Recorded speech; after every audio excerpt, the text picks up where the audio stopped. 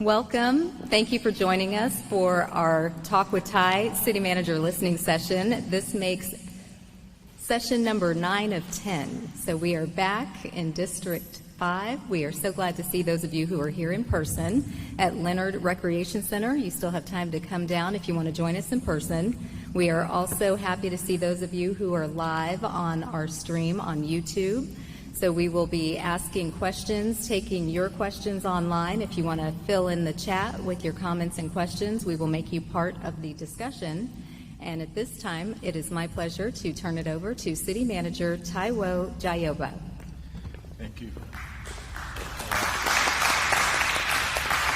Well, thank you. Thank you so much. Good evening, everyone, and happy to be here. I'm actually happy that you all are here because that's what's more important. Despite the weather, we don't know if it's going to get colder and might rain again, but thank you for making it possible to be here tonight. And thank you to Councilmember Thom and her husband as well to be here. I don't know if you have any few words you want to share with us or not. I'll just close it out. Oh, okay. Awesome. Great.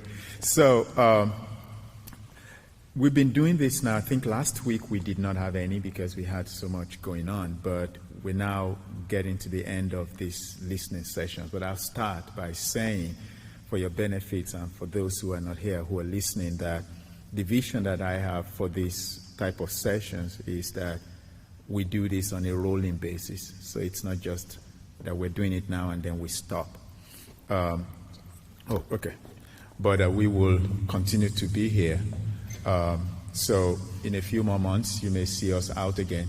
What I'd like to really be able to have us do as a city is continually come out to the community, not because we need something or because we have a project and we need to hear from you, but simply because we want to feel your pulse and we want to know, what are the things that you have that may be challenging and some advice that you may have for us or even ideas. So the ones that we've been doing is really more of an introductory opportunity for me to get to know the community, but also to get to hear some thoughts from you with regards to what should be the focus of this leadership team at the city as we go forward. I know for the most part you communicate with your council member, and that's wonderful, but at the end of the day, we implement the policies that they decide and they vote on. And so being able to talk to you directly not only helps us, but it also puts our elected representatives in a very good place where they know they're listening to what we're hearing from you and they can hold us accountable to some of the things that we're hearing. Over the last 9 listening sessions, I've heard some consistent themes on transportation, on parks and recreation, on arts and culture. When I say transportation, that includes public transit and active transportation like walking, biking, and using of trails. We've heard about safe and sustainable and affordable housing. We've heard about public safety. We've had other things related to trash pickup citywide and how we definitely need to continue to advance our Vision Zero as well in terms of making sure that our residents are not putting their lives in danger whenever they step out on the street to cross the street. So it's a myriad of things that we've been hearing.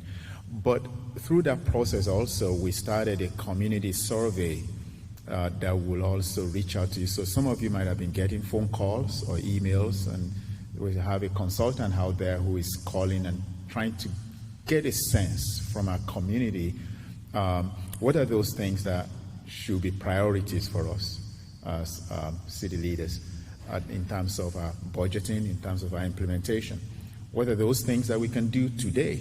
And when I say today, it means in the immediate future. And what are those things that will take a while for us to do?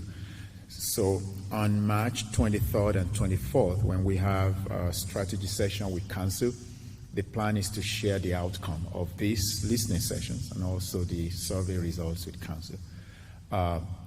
And really be able to align some of those things with the priorities that Council adopted back in 2021. Some of those priorities are almost the same thing: affordable housing, public safety, making sure that we raise the median income of our less fortunate residents and neighbors, transportation, sustainability, and I believe there is also about, I think, Dale, you were talking about solar sustainability, and that is also how do we make sure that the buildings that we design and build are not only visually pleasing, but they are also environmentally friendly. Those are the types of things that council has placed as priorities, adopted, and how do we ensure that the things that we're hearing from you, they align with those, or strengthen them, or maybe even expand the number of priorities. And of course, you can't make 100 things priorities, right? And it becomes tough. But everything in an urban environment is a system. You can't address one thing and not have impact on another. So if you build affordable housing, for example, you've got to build it in such a way that you don't create transportation burden on people who are going to live there by putting the affordable housing way out and then jobs and somewhere else. And so while you've created a relief on housing, you've created a burden of transportation. And you can't invest in transportation and just think about transportation for vehicles alone. It's got to be a combination of better sidewalks and trails and all of. So everything in an urban environment is a system. You touch one, you impact another. So I don't see those things as priorities as much as they are integral to the success of a growing city like ours.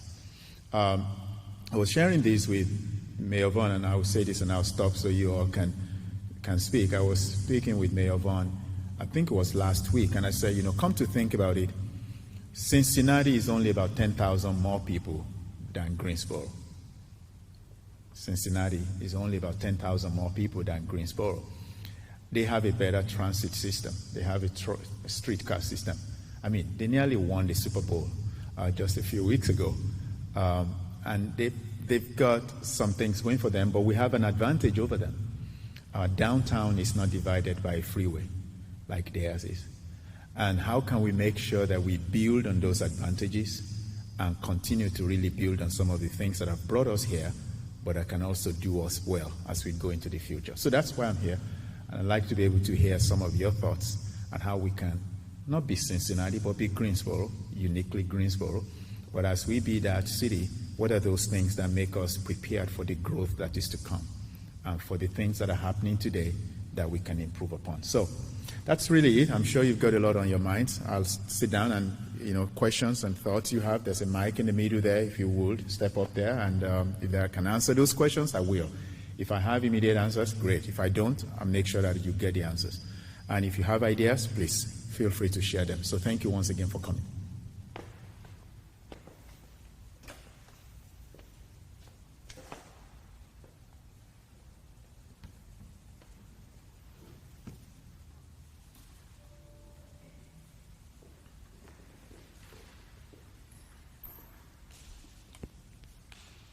Hey, I'm Catherine Holcomb. I don't live in this district. I lived in the Justin Outling district. But I've been to 2 others of these. I wanted to get to all of them to just see what my fellow citizens think about compared to what I think about where I live. And I heard you say at the last one that concerns you have, and you ask us, how do you feel about these? You said trees and streetlights were things you saw a need for, and did we agree as citizens? And some people had something to say about that. But what I want to know is if you'll share just briefly how, if that is something everyone wanted, and everyone wants affordable housing, how do you go about it? What is your job now that you know these are 3 things we want: streetlights, trees, and affordable housing? Then do you delegate that job to someone on your staff? You be the tree guy, you be the housing woman, you be this. How does it work?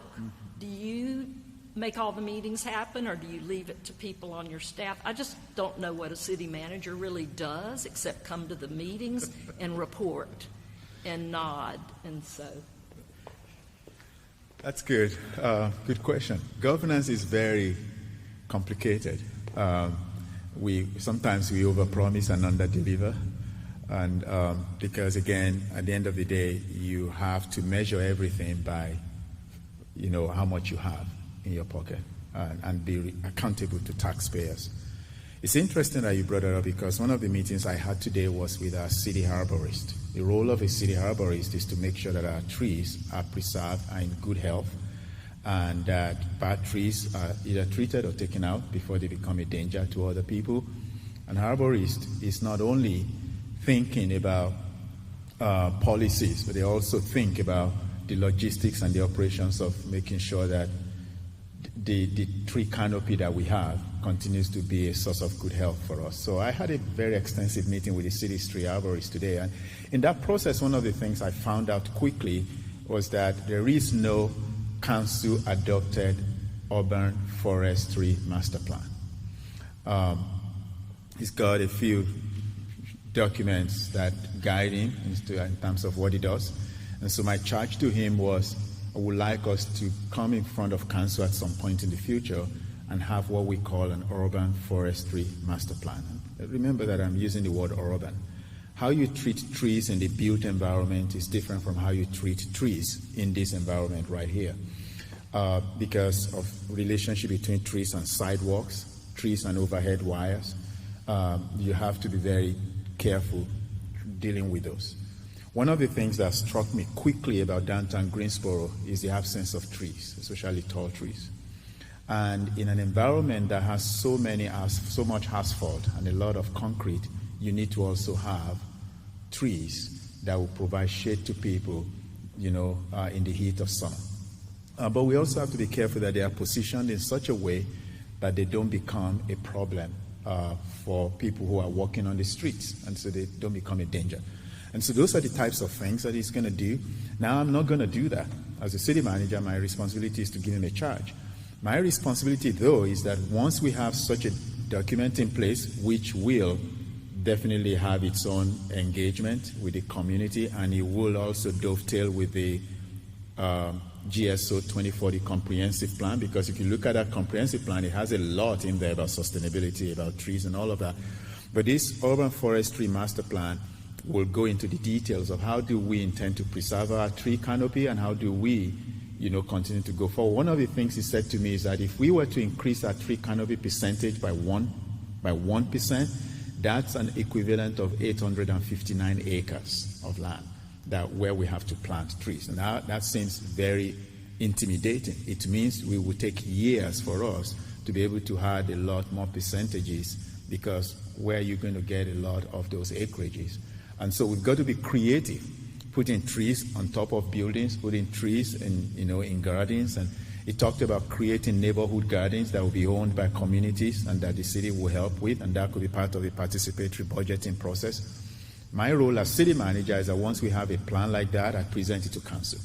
And council takes a look at it and see this is something we can support. And if they bless it, great. If they don't, then we go back and retool it. So my job is to make sure that our staff, they are equipped to do what we are being asked to do by both the community and council, that they have the resources, that when I present the budget before council, which is a major responsibility of the city manager, that budget reflects the aspirations and goals of the community, but also what you've been sharing with your elected representatives, and also some of the things that we've been hearing. And so in May, we're going to be presenting the draft of this coming fiscal year's budget to council. That should reflect some of the things that have been said before my time. But I'm hopeful that I can influence that budget to reflect some of the things that we've been hearing in these past few weeks. And then going forward, that budget will focus a lot on certain things. I believe, for example, that there are fragile communities, made fragile not because of the people living there, but because of the infrastructure that have been put there, such as streets or roadways cutting through communities, or rail lines cutting through communities and dividing areas. When we seek vulnerable communities or corridors like that, what can we do to uplift the lives of the people who live there?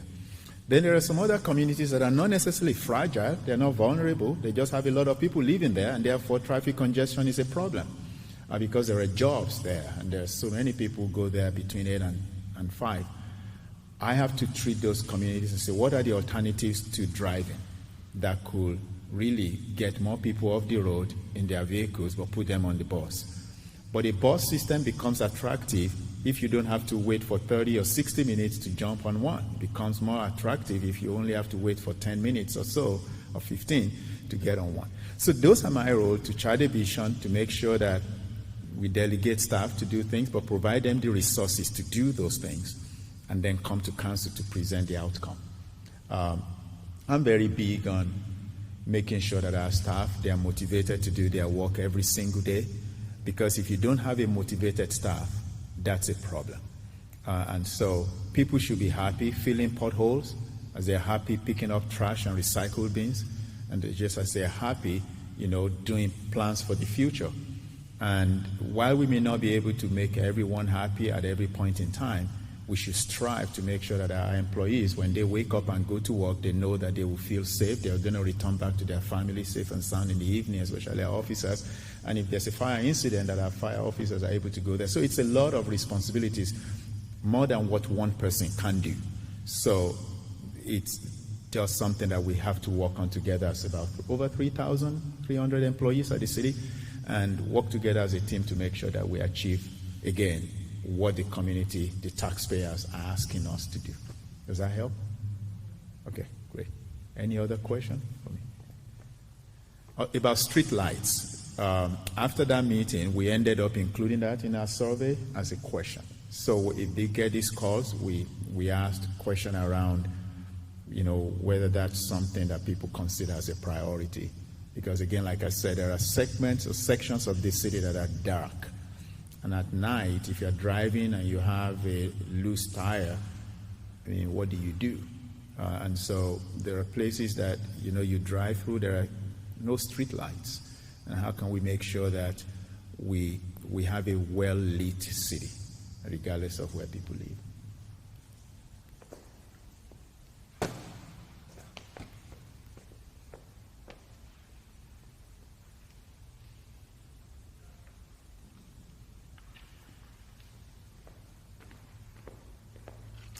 Well, welcome. And Mr. City Manager, I'm glad you're here. We met a little bit before. And thank you, Councilwoman Thurm, for joining with your colleagues and hiring somebody who looks like he's going to be real good for Greensboro. Good choice, and you made a good choice in accepting the offer. I am Bill McNeil. I live at 1014 Gretchen Lane, just probably 8 blocks in that direction. Maybe the bridge will be finished at some point so we can bicycle and drive here. But, tonight I'm a member of the Solar Power Now Coalition of Greensboro. A couple years ago, we rallied citizen support and urged City Council to set as a goal to transition to sourcing all of its energy 100% from renewable, clean sources. The Council set that goal and set in motion a planning process that, as you know, is now on the verge of presenting a draft strategic energy plan. I'm an old planner. Used to work in a number of cities. I know it's easy to get the plan and it's fairly easy to get it adopted. Then the hard work comes. How do you implement that plan? So my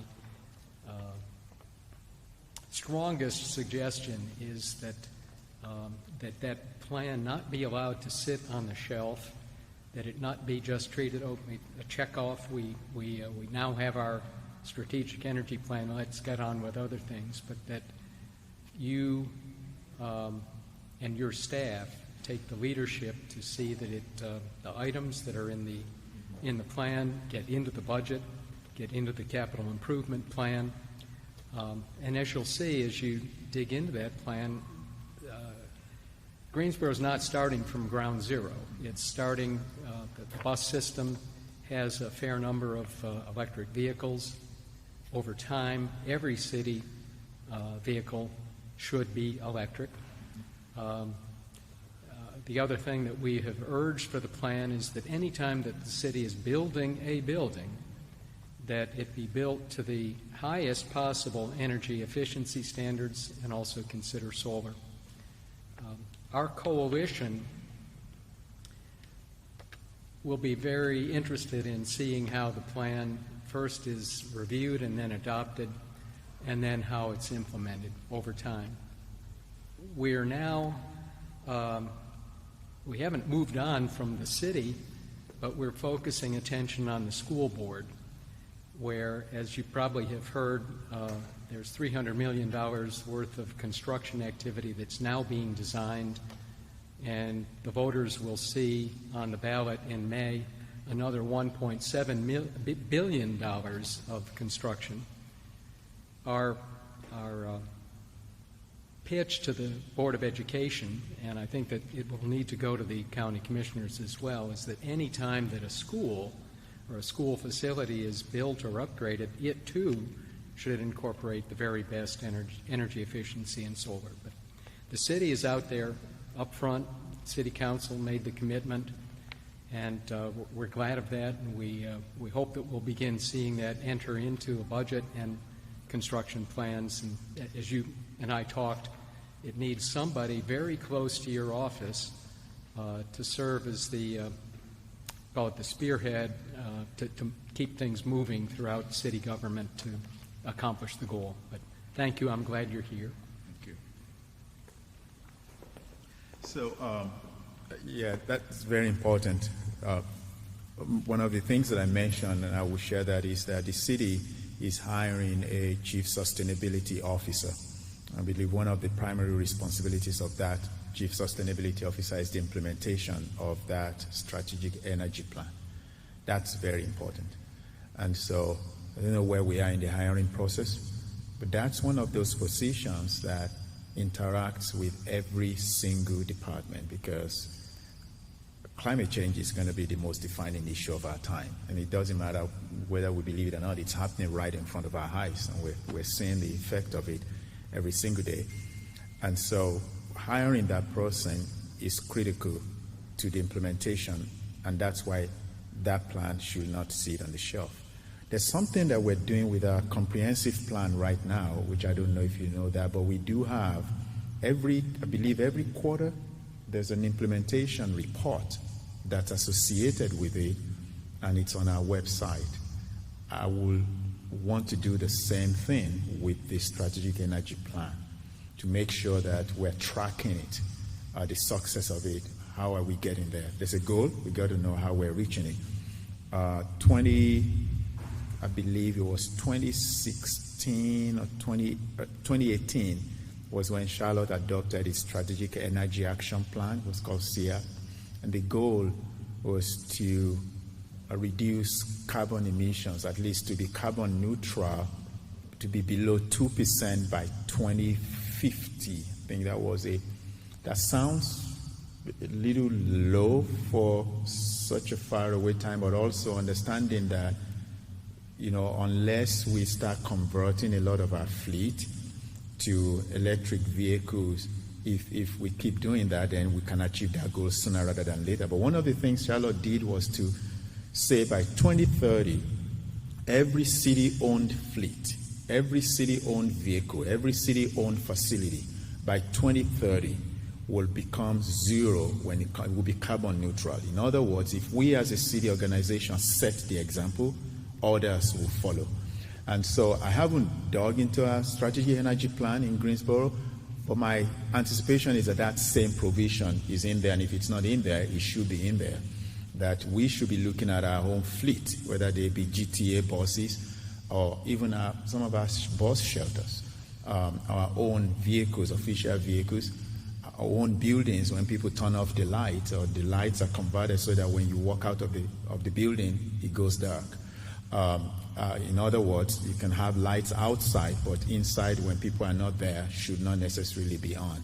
And so there are ways by which you can save energy, how we design water filtration system and all of those things. So I'm hopeful that that's in the SCP to put us as city organization, make us more accountable, because what I saw in Charlotte was that as we were doing it, the response from the community was also very good. And then for developers who met certain criteria in their buildings, they got points. So if you provided an EV charging station, for example, if your building was supposed to provide 10 parking spaces and you chose to provide 3 of those for as EV charging stations, you get points for those, and we don't count those against your building. So those are the types of things that I think, a strategic energy plan should do. But again, it comes down to implementation.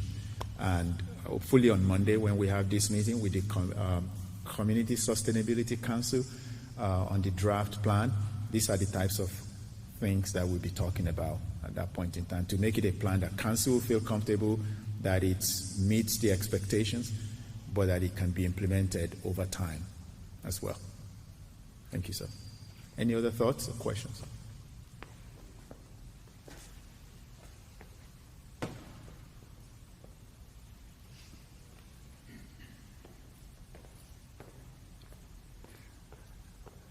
I'm Charles Cameron, and didn't really have anything on my mind, any agenda in coming here other than, it's an opportunity to meet the new city manager and see him in a little bit of action.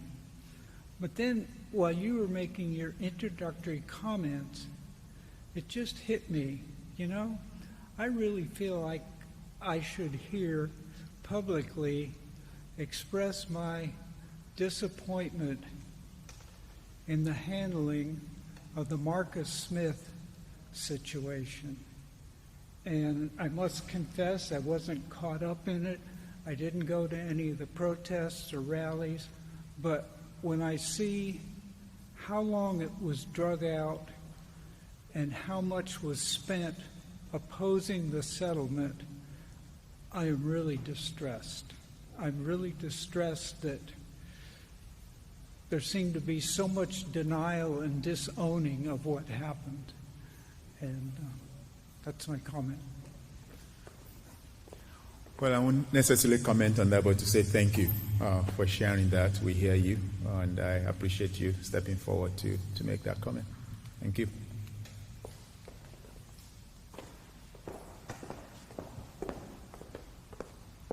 We have someone on YouTube who is asking, what do you expect to be your main focus over the next year?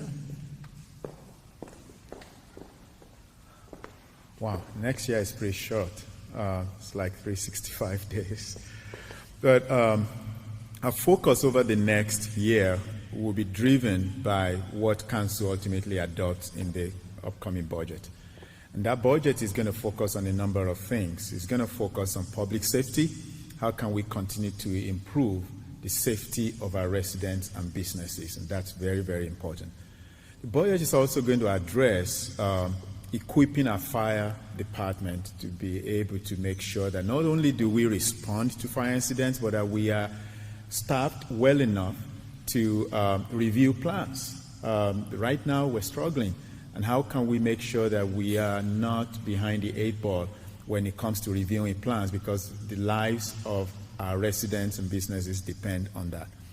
There will also be a focus on affordable housing, and that we talk about that a lot, but that focus will be in 2 areas. You know that we do have policies around and programs that focus on providing safe and affordable housing to our residents, but there's also a bond referendum coming in July that will allocate millions of dollars towards provision of affordable housing. That will be a major conversation in my mind over the next year plus. I don't know how many of you read this in the development news.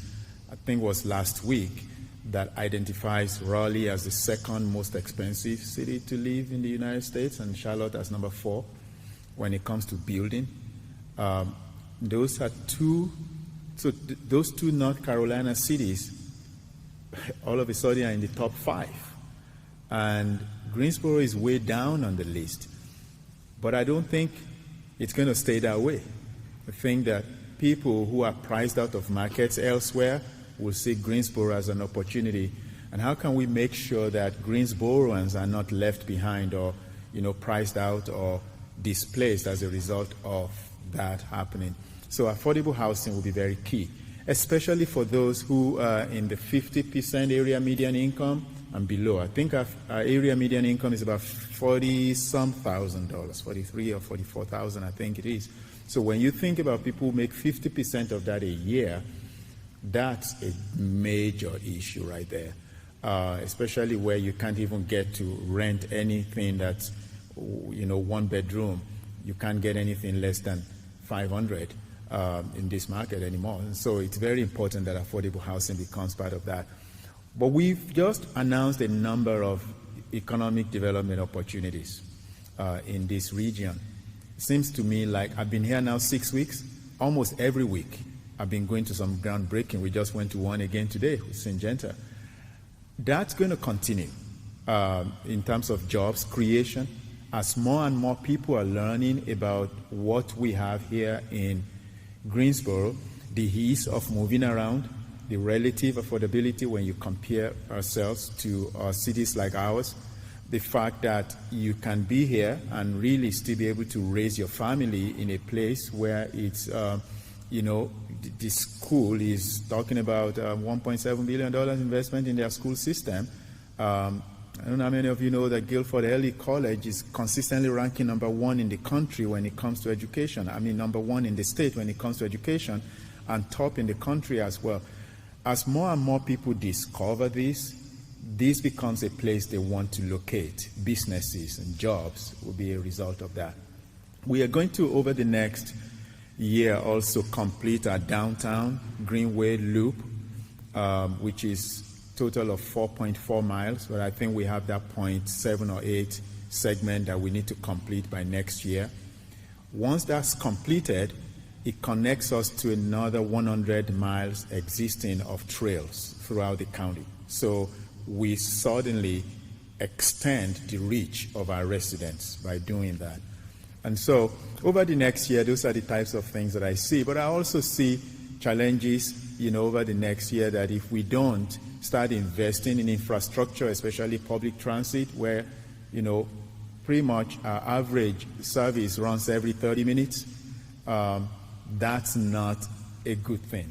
If we don't invest in infrastructure like that, the likelihood is that some of our young residents and some of our seniors would just totally be discouraged, because then we're not providing options for them. We've got 70,000 students total about in this city who go to about 7 different colleges.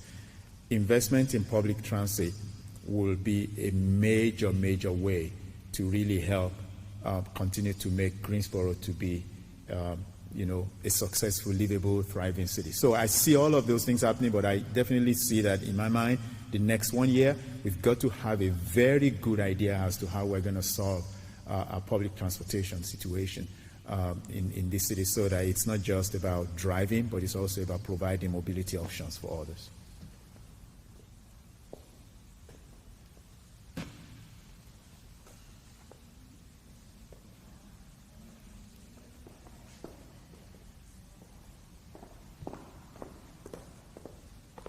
Another question from YouTube. Thank you to our online viewers. We love that you're participating.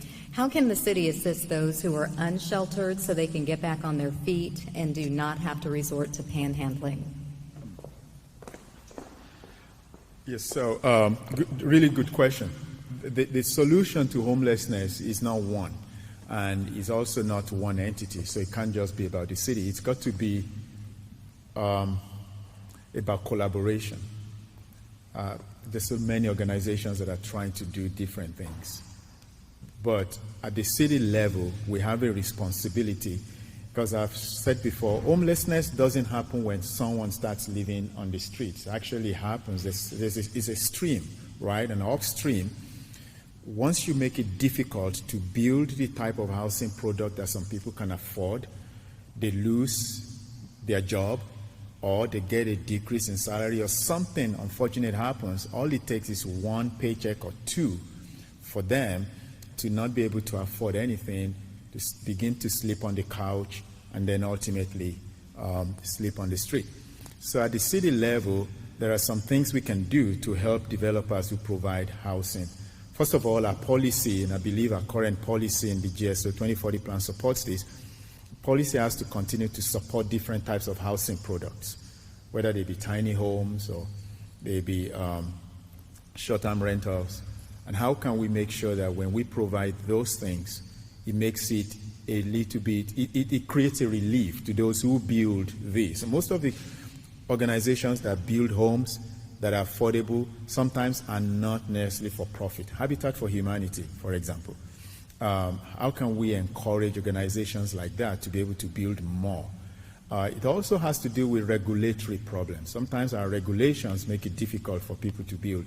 So on the city side, we review our policies, we review our regulations, and probably sometimes too find a way to reimburse fees that developers will pay, because those fees end up being passed on to the end user of those developments. So those are the things that the city can do. But with the county, we have to work with them. And that conversation is happening right now. So that is conversation between the city, county, and even the city of High Point, because it's very important that we look at it together to be able to address the issue of homelessness. And the panhandling ordinance is not one that we can actually do on its own without addressing other issues related to safety, without addressing other issues related to housing, and without addressing issues related to trash, waste pickup. And so I believe that on March 24, when we have a strategy session with council, I think it's the 23rd or 24th, we're going to be addressing the issue of housing, but we're also going to be addressing the issue of panhandling as well as it relates to some of these areas. So the city is doing something, but we're doing it in collaboration with our partners in the county.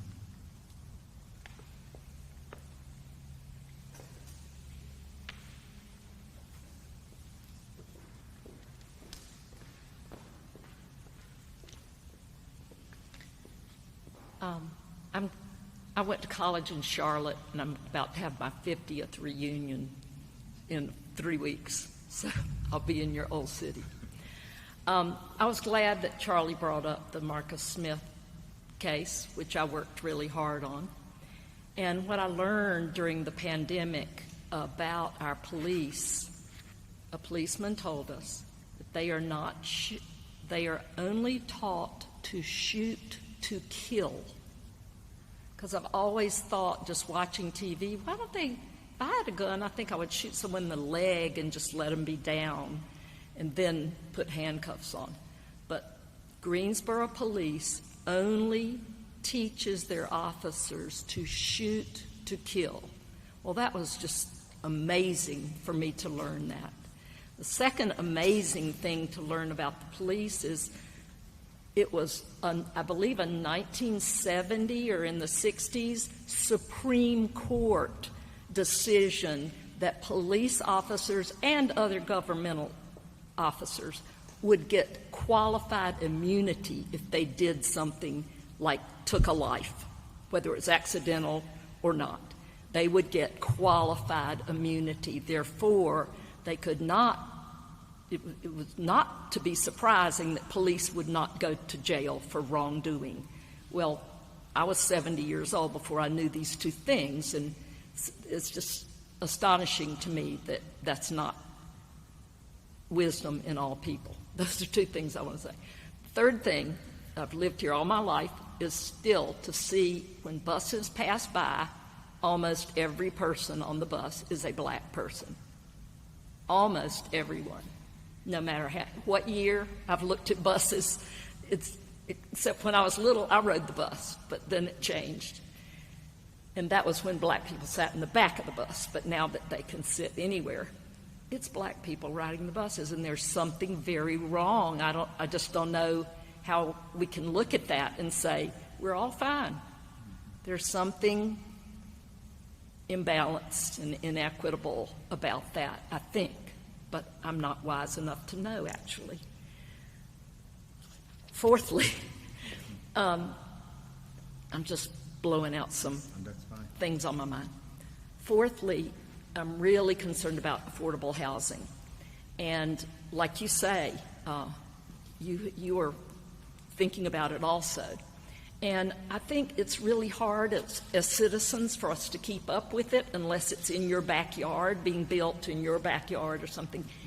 And I wonder if there could be some kind of map that would be really easy to get in everyone's faces, not just one day in the newspaper and then it's gone, but some kind of map that shows like they do crimes in Greensboro this week, and you can see them spotted on the map. Could you say, these are where affordable housing units are in Greensboro, so that we could see that maybe they're clustered in one place and they're not any over here and not any over here. And then I live near Target on Lawndale and live walking distance of many shopping centers, and in fact, the movies if I wanted to walk to Red Cinema. But that'd be a great place for affordable housing. And they're on Cornwallis Drive. They're houses with like weeds growing through the windows. They're just sitting there. There's never been a for sale sign, never been a condemned. And I just would love to go find who owns a house, and it might help them to get it off it might be a family burden that they aren't thinking clearly enough to do something with it or think widely about how it could be used. And houses that are already in vicinity of buses and all that aren't being used, it just seems to me like that would be an ideal place to put a family who needs affordable housing. Give some incentive to a homeowner in Greensboro who doesn't use that house anymore to work with Habitat or some partnerships to make it happen. And in fact, I would love to see some kind of glorification of families that would do that, or a developer that says, I've got enough money to live on. I believe I would like to just volunteer to do this one fix-up and put a family in it. Because, as you said before, putting folks who are poor in rental properties does never build them wealth. They have to own a home, and the city has some incentive for helping people get their first home loan. So if we could do something where we would recognize we're looking for 100 good people to come out and give people who are comfortable and don't need to count every penny, and they're willing to donate money to that cause or a house to that cause, and in fact inspire churches to do that. Like all the Methodists could get together and find one among one of the congregations that has a house they don't really want or need anymore. Let the congregations come together and fix it up and offer it. And it would be just a goodwill thing for our whole community as well as benefiting a family. But my having an idea does nothing.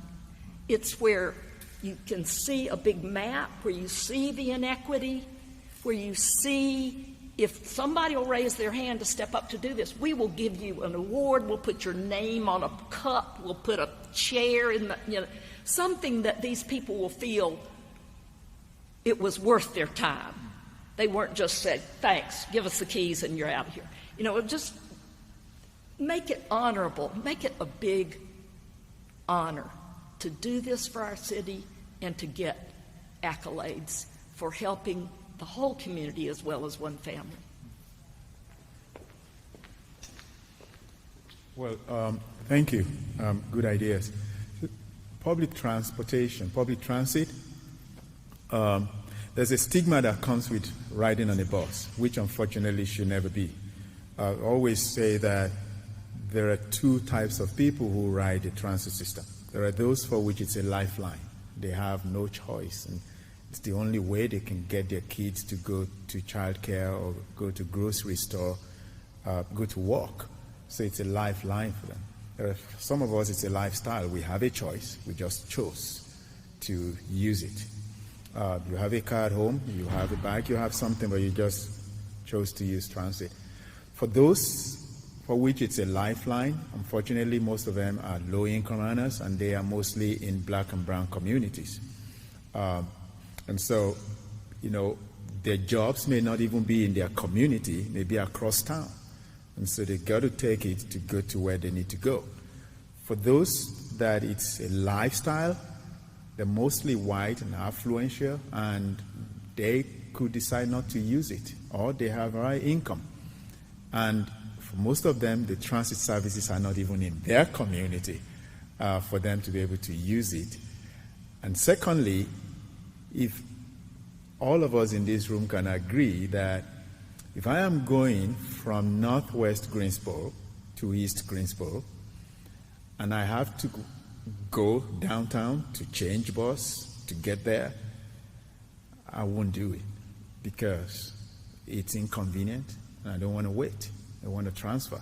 Most people will transfer maybe once. Once you start transferring twice, it becomes a problem. But for those that it's a lifeline, they have to be forced to go through that. So I believe that we need to reimagine our entire transit system. Not throwing it away, but reimagine it and see how can it really serve both people. Whether it's a lifeline to you or it's a lifestyle, if there's a Wi-Fi there, if the shelters look inviting and you believe that it's safe, I can ride on it. There are people who look like me on that bus. They wear tie. They actually can get to where they need to go on time. Then all of a sudden you feel like I can ride this, and so it doesn't even matter whether you're black or brown or white. You just know it's convenient, and you take it to where you need to go. That's where we need to get to. And so I've used transit almost all my life. Growing up in Nigeria, my parents had 2 vehicles, but my freedom was attached to public transit because I got my driver's license when I was 17, but I had to drive my parents' car only if it was available. So guess what? I jumped on the bus to get wherever I needed to go. It was freedom for me. And so once you learn that, transit means freedom. It means I don't have to find my car keys. It means I don't have to worry about buying gas, especially these days. It means I don't have to really worry about where I park my car and have to pay $6 if I miss to put coins or silver in my parking meter. I get ticketed for $25. I don't have to worry about that. Transit means freedom. If we can get to that point where transit becomes a choice and freedom for our residents, I think we've got it. Then it can be used by anyone. And so that's one of my visions as city manager for our city, that we can transform our entire transit system, that it provides options for people and also get people to where they need to go conveniently. Secondly, the issue of affordable housing is something we're going to have to struggle with for a long time because in the state of North Carolina, we cannot mandate a developer to provide affordable housing units, as we know. So our only tool is to incentivize.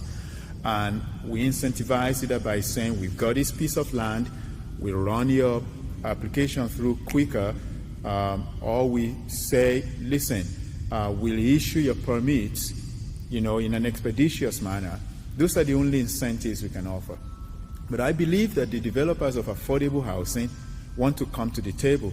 What we need to ask ourselves is, what do we bring to the table? Whether it's the city or churches or other non-profits, organizations out there that say, we want to do this. There are a lot of developers who really want to partner with us to build for market rate, how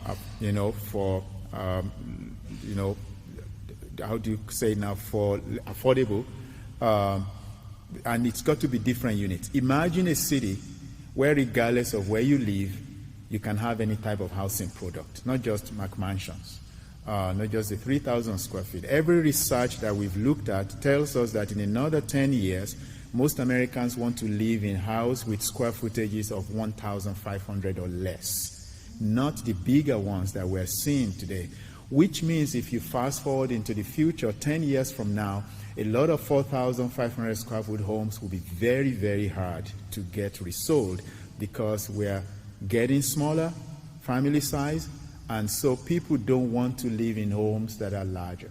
We did this research while I was back in Charlotte, where we looked at every single geography and came to that same conclusion.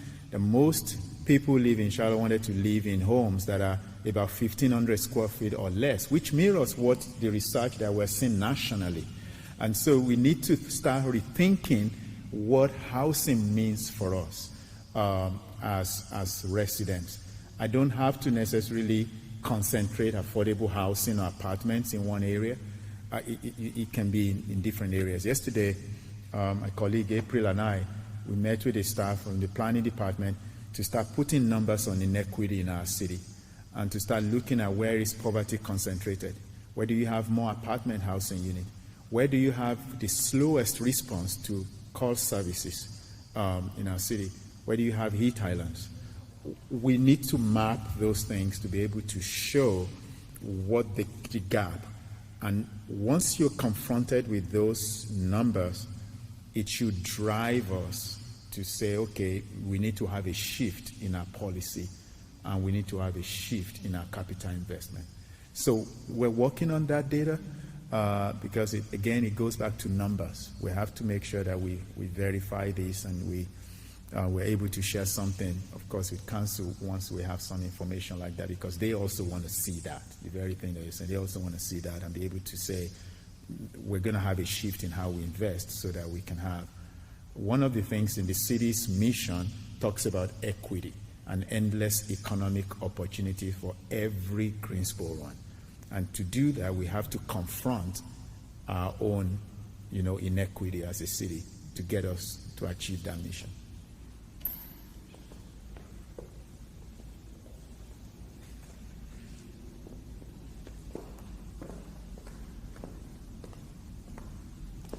We are right at our time, but we did start a little late. We have one other question from online referencing litter around the city, seeming to be an issue. What can be done to help keep our city clean?